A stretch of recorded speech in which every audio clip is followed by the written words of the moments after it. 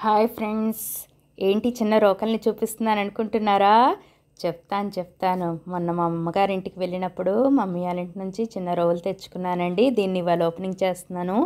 దీంతో టమాటో నువ్వుల రోటి పచ్చడి చేద్దాం అనుకుంటున్నాను. దీన్ని చేసే ప్రాసెస్ని మీకు చూపిద్దామనేసి ఈ రోటి పచ్చడిని ఎలా తయారు చేసుకోవాలి ఏంటి, దీనికి కావాల్సిన ఇంగ్రీడియంట్స్ ఇదిగోండి చూడండి. టమాటాలు, ఉల్లిపాయలు, ఎండుమిరపకాయలు, నువ్వులు, తెల్లుల్లిపాయలు, ఇంకా కరివేపాకు ఫ్రెష్ కరివేపాకు అండి. ఇవి తీసుకొని రోటి పచ్చడిని ఎలా చేయాలి, టమాటా నువ్వుల రోటి పచ్చడిని చేసుకునే విధానం తెలుసుకుందామండి. ఇంకా ప్రాసెస్లోకి వెళ్దాము కదండి. దీన్ని తయారు చేసుకునే విధానం: ఒక బాండీ పెట్టుకొని అందులోని స్టవ్ ఆన్ చేసుకొని ఆయిల్ వేసుకొని, ఆయిల్ హీట్ అయ్యాక జీలకర్ర వేసుకుందామండి. జీలకర్ర కొంచెం వేగిన తర్వాత ఇప్పుడు ఇందులోకి కొంచెం వెల్లుల్లిపాయలు వేసుకుందాం. తర్వాత ఎండుమిర్చి వేసుకుందామండి. ఎండుమిర్చి కూడా బాగా వేగిన తర్వాత అందులోనికి కొంచెం ఆనియన్స్, ఉల్లిపాయలు తీసుకొని వేసుకుందాం. ఇప్పుడు ఇవి బాగా ఫ్రై అవ్వాలండి. చూసారా, బాగా ఫ్రై అవుతున్నాయి కదండి. ఇప్పుడు ఇందులోకి ఫ్రెష్ కరివేపాకు కూరల్లో మాత్రం ఇందులోనైనా ఏ ఐటెంలోనైనా బాగా ఎక్కువగా యూస్ చేస్తుండండి. నేను మాత్రం కరివేపాకుని అన్ని ఐటమ్స్లో ఎక్కువగా వేస్తానండి.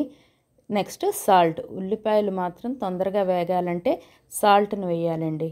ఇంకొంచెం పసుపు, ఇది కూడా నేను యాడ్ చేసేసుకున్నాను.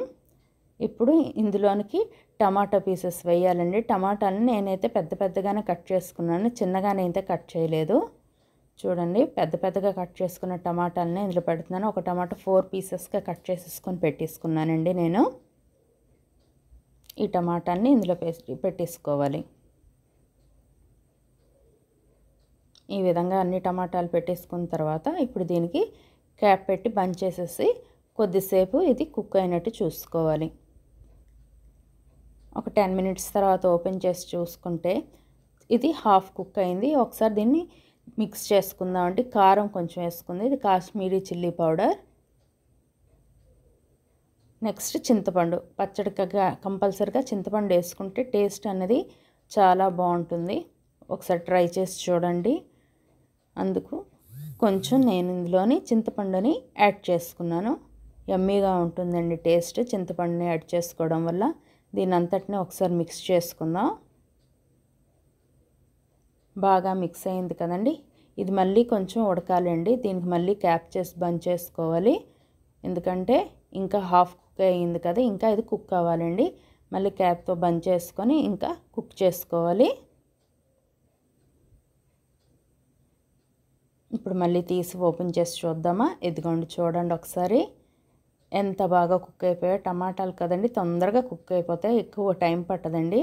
ఒకసారి కలిపి చూసుకుందాం కుక్ అయిందో లేదో. చూడండి, చాలా బాగా కుక్ అయిపోయాయి.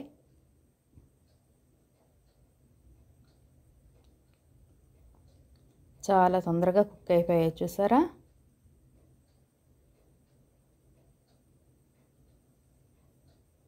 అంతేనండి. దీనిని తీసుకొని ఈ రోట్లో వేసుకొని దంచుకోవడమే.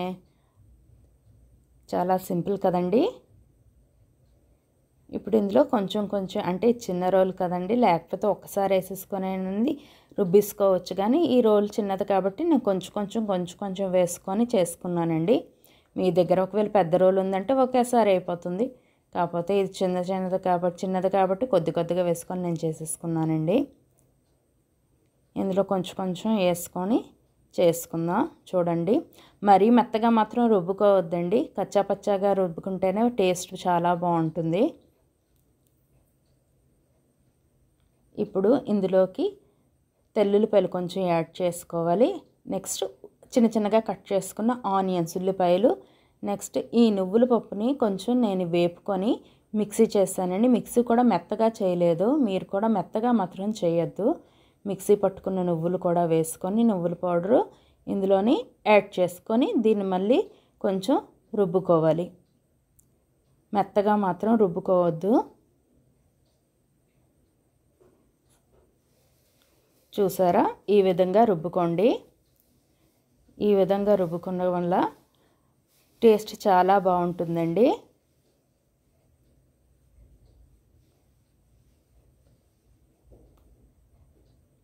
అంతేనండి, మరీ మెత్తగా మాత్రం రుబ్బొద్దండి.